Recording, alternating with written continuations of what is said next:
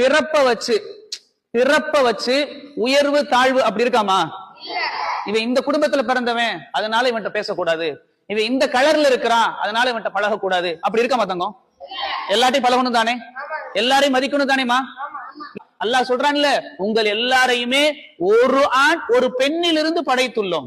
உங்களின் உள்ளத்தை அல்லாஹ் பார்ப்பான். எதை பார்ப்பாமா? உங்களுடைய உள்ளம் எப்படி, உங்களுடைய செயல்கள் எப்படிங்கறத அல்லாஹ் பார்ப்பானே தவிர உங்களுடைய காசு பணத்தையோ உங்களுடைய உருவத்தை தோற்றத்தை என்ன செய்வதில்லை அல்லாஹ். இப்ப சொல்லுமா, உருவத்தை வச்சு ஒருத்தவங்களை மதிப்பிடலாமா? கலரை வச்சு ஒருத்தவங்களை எடை போடலாமா?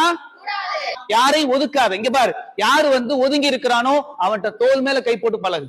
அவன் என்ன பழகு? நீ தோல் மேல கை போட்டு பழகுமா. இஸ்லாமிய மார்க்கம் அப்படித்தான் சொல்லி கொடுத்திருக்கு தங்கம். யாரை ஒதுக்கணும், இவங்க எல்லாம் நம்மளுக்கு ஆகாதுப்பா, இவங்க எல்லாம் தீண்டத்தகாதவங்கப்பா, இவங்க எல்லாம் தொடக்கூடாதுப்பா. தங்கம், அவர்களோட பேசு, அவர்களோட பழகு, அவங்களோட உட்கார்ந்து சாப்பிடு. அவன் ஊட்டி விட்டா வாங்கிக்க, அவன் வீட்டுக்கு கூப்பிட்டா போ, அவன்கிட்ட அன்பா பேசு, அவனோட தோல்ல கை போட்டு சகோதரனா பழகு.